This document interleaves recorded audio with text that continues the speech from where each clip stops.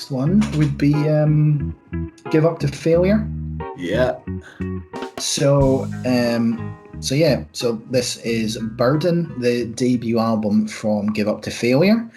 They are a Polish post-rock, post-metal 5-piece from Wrocław, Poland. I don't know if that's how you pronounce it.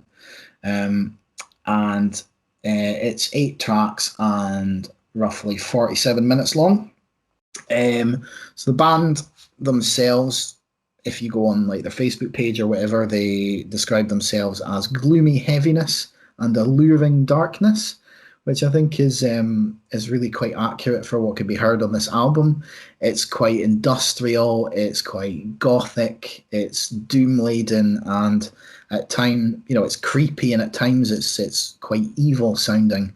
It also sounds quite old school. Yeah. And even kind of 80s at times. Like I don't know why this came into my mind, but I was thinking it sounded a bit like if Billy Idol was a vampire, and which is a ridiculous thing to say. But I also kind of was thinking of the song "Cry Little Sister" from the Lost Boys soundtrack.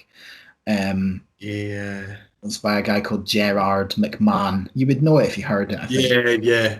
But I think more on the musicianship side than the kind of vocals, or because they're quite kind of bombastic and quite poppy, which this is not. So I'm interested to get your take on this, Grant. I loved it, man. I really, really enjoyed it. I thought it was a fantastic debut album. I've also got that description in my notes here: the gloomy heaviness, alluring darkness, and fuss. We can't forget about the fuss. Is that supposed to be fuzz? Or I don't know. Probably. That's a translation thing or what? Probably, yeah. That would make more sense. But yeah, when I was doing my research, I came across a post on their Facebook page whereby they kind of thanked a website called Arctic Drones for including them on their Doom Gaze Spotify playlist. Okay. And I've never heard of this term or genre before, but upon reflection, I thought it sums up this band perfectly. I'm kind of in agreement with yourself, Sneds. The band seemed to have conjured up this kind of effortless mashup of kind of shoegaze with a kind of post-punk aesthetic. And they've harnessed this really gloomy, melodic goth rock vocal style that feels just as much part of the musical arrangement as anything else. The end result is both engaging and immersive. They've managed to create something really interesting. There's quite a lot of kind of ethereal and atmospheric soundscapes. This might sound a bit wanky. I don't mean it. I don't think it'd be going too far by saying that this album feels more like an experience rather than just a playlist or a collection of songs. There was times where I felt as if I was actually listening to a soundtrack, not in a bad way, like at all. I found it quite evocative, and you could really lose yourself in it. Like I would love to see these guys live. I could just imagine just standing there and just letting it just kind of wash over you. But yeah, I mean. I find it hard to kind of liken it to bands that I've listened to in the past, but there's probably a bit of The Cure in there, because The Cure have got some, The Cure have done some stuff like that in the past, haven't they? Maybe not as kind of doom-laden as what you'd find on this album, but maybe in terms of the vocals. Yeah, I mean, for me, there's a band, a more recent band called Unto Others. So they used to be called Idle Hands, but they've recently changed their name because of some kind of copyright dispute. But Unto Others have got quite a similar kind of sounding vocals. They've got they're more heavy metal, I think, in their kind of instrumentation, but definitely the kind of vocal sound reminds me of Unto Others. I would get the odd bit of typo negative in there as well. Just that kind of gothic kind of side of things. There's a band I quite like. They're called Grave Lines, and they're a full on like doom band. And there are similarities there with this sort of progressive kind of layering up of the intensity over these kind of long form songs. And I think if you talking about like shoegaze and stuff, there's even like elements of the likes of Brutus and stuff in there as well. Obviously less punky, but there are similarities there for sure. But yeah, I really like this as well. And I mean, this kind of music is, because the songs are kind of long and drawn out. If you lack patience when listening to new music, you might not give it the chance, because it is like, they are long songs. I mean, the album's not that long. When you think about it, it's about 47 minutes, but Yeah.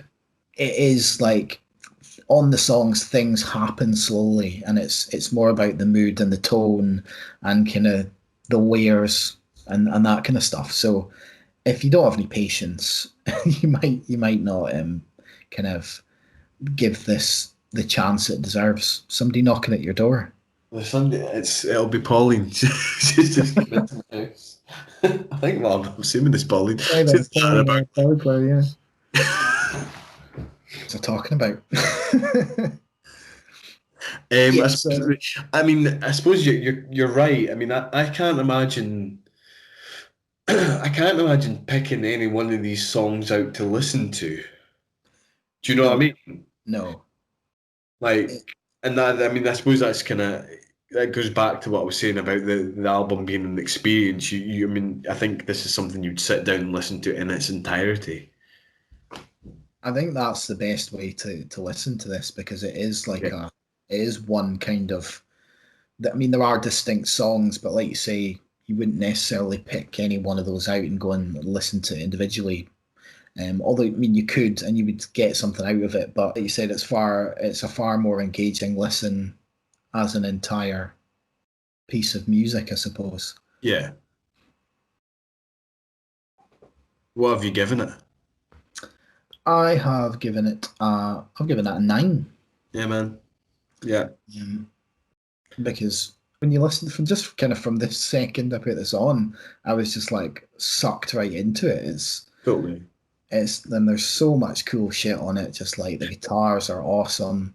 Like, you know, I think the production is really good as well. Everything sounds the way it kind of should for like such Yeah. a kind of this kind of album, if that makes sense. I listened to this album whilst sitting outside in my car whilst my two kids were in their dance class. So it's just quite odd.